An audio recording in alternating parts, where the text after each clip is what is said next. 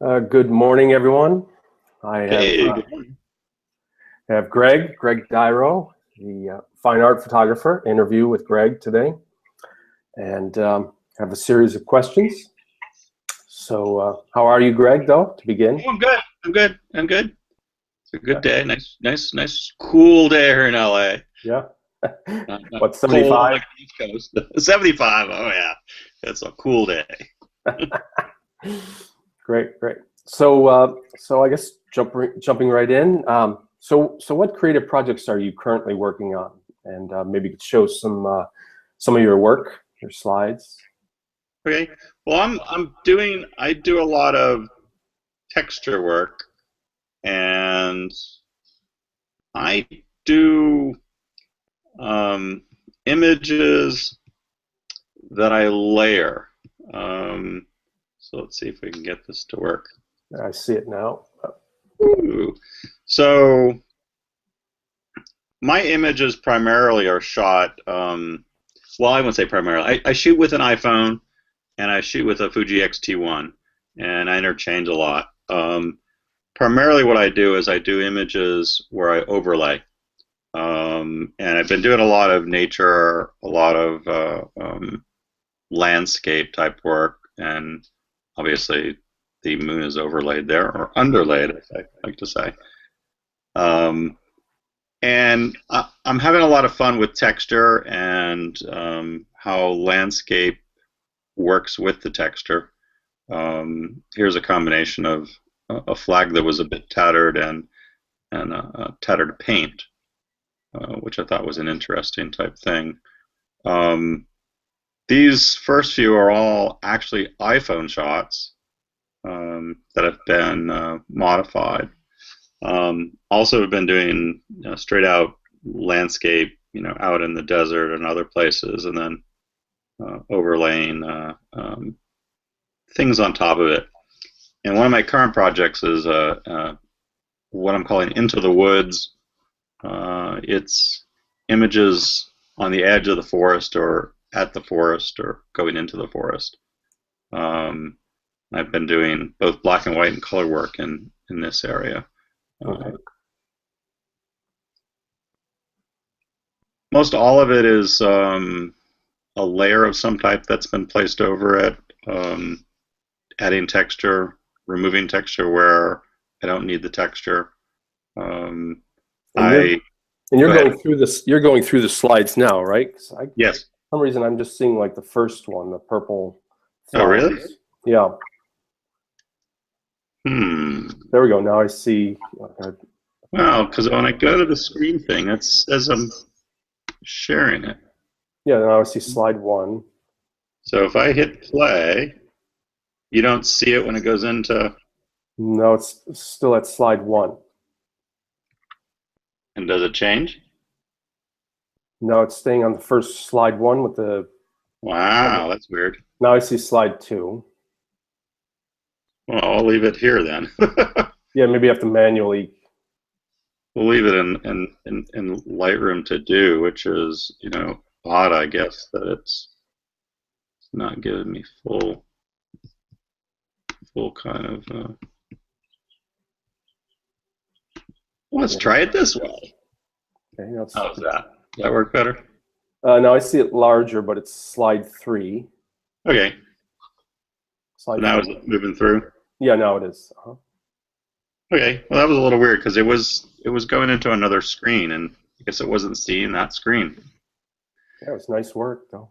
which is strange. So anyway, it's texture, and I'm rambling on. You may have to edit this or something. This is the flag one I think I was talking about. Um, so it's images that have been overlaid with textures that I've shot or acquired at various times. There's a desert shot where you can definitely see where I've gotten crackly stuff going on in the sky and darken things up. Um, I love overlaying, but pulling out the subject matter, like the trees. So obviously, I'm not letting the texture go onto the trees in this situation. So I like to play between that. Um, And this is from my series Into the Woods, which is the on the edge of the forest. Here you can see the overlay, the texture that I've added in between the ferns and the trees, and given a little bit of a unworldly appearance, I guess. More trees, more sunsets. I love, I guess, looking into the light and silhouettes at various times, and I love variations on a theme. These are two variations on Grove of Wild Sage. It's wild sage flowers. And the other thing I've been doing a lot of is I've been overlaying words, and you can see in this one where I have lettering and writing going on in the background. That's subtle. Yeah, and I've been experimenting with subtle stuff like that, with the writing happening just in the background, just on the edges. You can see it a bit more here with these the lavender flowers. Nice. I have a really excitement about bringing the texture in and out. So you can see in here where the leaves go into the actual texture in the background and then kind of come out of it.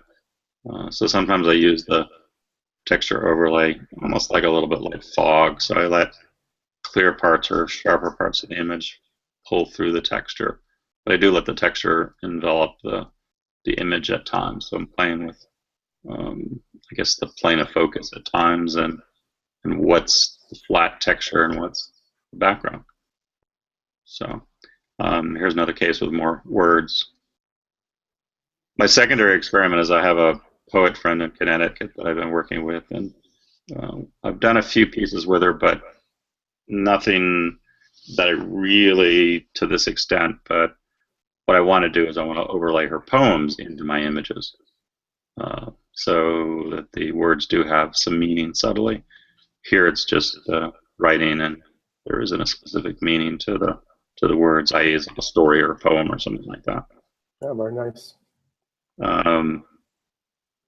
This is same situation where playing with texture against the leaves and how things look, and then back to occasional landscape stuff where this is a great shot from up in the Angeles Crest area, the two looking back to the city, and then a very rough version of it with heavy texture and heavy overlay. And I think I'm kind of coming back around. So we're looping through. Yeah, nice. So that's Cool. that's that. Let's see how we get out of Unshare the screen. Yeah. unshare. Come. Click the green. Yeah, it wants to go in and out. There we go. Oh, now we're back.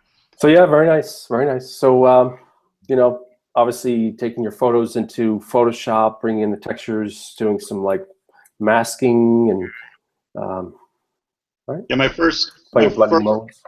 Yeah, I generally bring things in through Lightroom. In Lightroom, I'll color correct and do my basics on whatever I want. From Lightroom, I'll pull it into Photoshop, and then I'll bring layers into Photoshop from the various images. So I like to keep a clean version of the shot, and then my textures, and then I'll save that as a PSD with all the layers, so I can go back and fiddle with things as I go. And I use a few other programs too. I use things on my iPhone. I use a program called Grunge-tastic. It's layers and puts grungy stuff on your images. What I love because it has they're little symbols instead of dice, so it's random.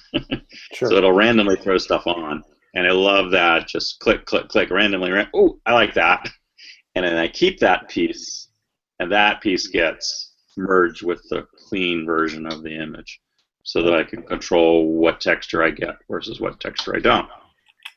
So. Nice. You ever use the On1 or Nick plugins? Yes, I've used some on one. I have seen people using the Nick and been, a number of people are very pleased with the Nick stuff. A lot, I think, for some of the black and white stuff that I do also. I think that's the Nick stuff. But I play with it a little bit, not extensively. On my iPhone, I've used Snapseed to do modifications to color and various little, sometimes grungy things from Snapseed that I'll keep pieces of. I never use everything from one app, if that makes any sense, or whatever one thing does. I'll usually modify it in some way. Great. Yeah, so I believe you were saying that you're going to be in some different shows, right? Yes, I'm in 3 different shows in Denver, Colorado right now. I'm part of Denver's Month of Photography. I have some images in a Surreal show and one of my tree images in one of the galleries.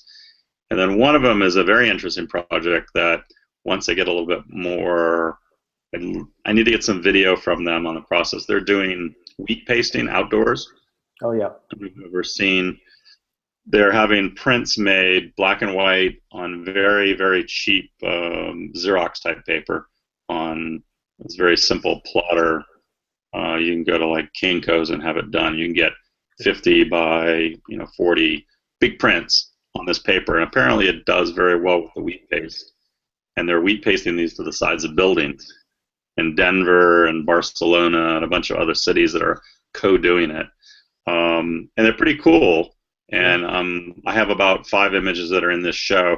I have not seen them on a building yet because they're in Denver somewhere. But I'm looking forward to getting some images and getting some pictures.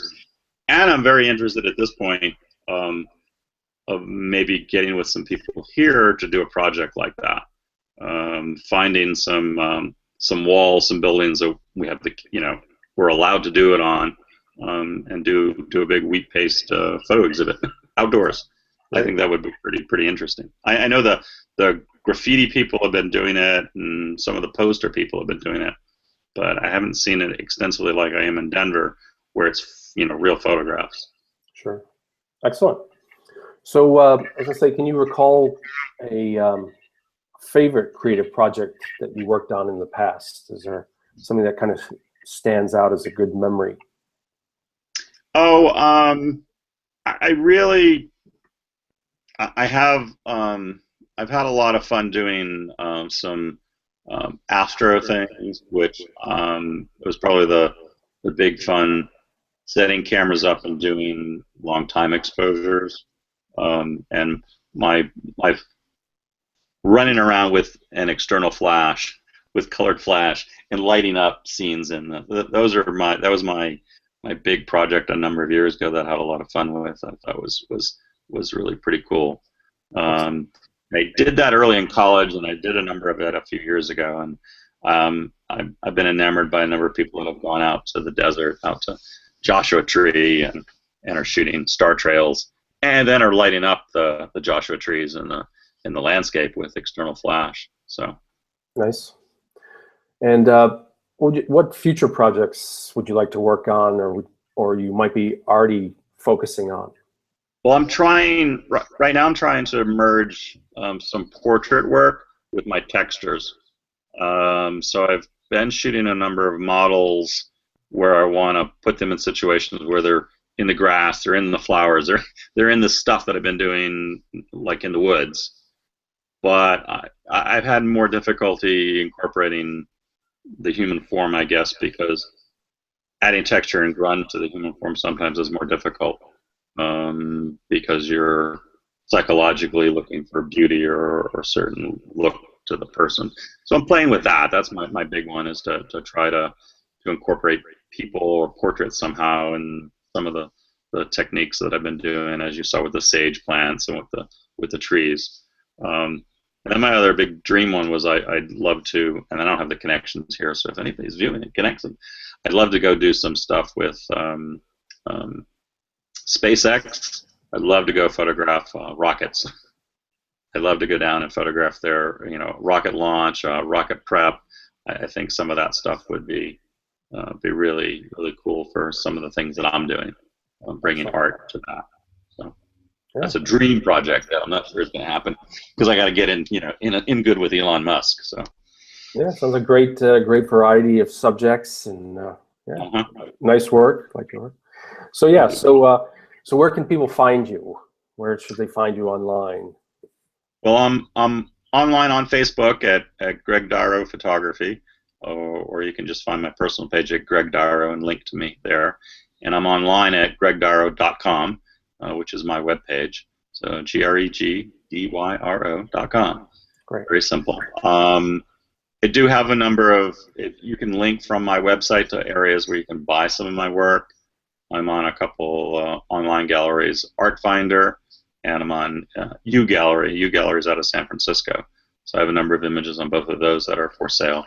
Great. I will be exhibiting at the Beverly Hills Art Show in May 16th and 17th. I'll have a booth in Beverly Hills at the art show.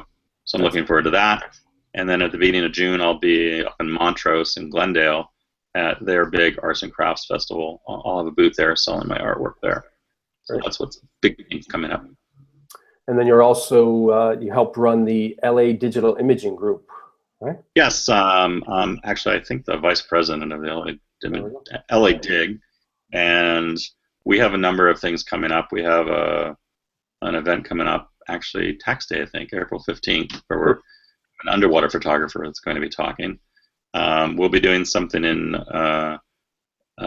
May involved with printing with Canon, and in June we're going to actually have a portfolio review where we're going to have a number of gallery people and editors where you'll be able to come and do a portfolio review. So if you don't have the money to spend all kinds of money going to Palm Springs, but want to spend a little less and be here in LA, you can come to our portfolio review and have your images looked at and get some guidance. Excellent. I will thank you so much. This was great to have a peek into your world. Yeah. So yeah, have a wonderful rest of the week, and thank you so much for sharing your artwork and your insight to everything. Thank you, Andrew. It sounds great. Thanks so much. Okay. Bye. Bye-bye.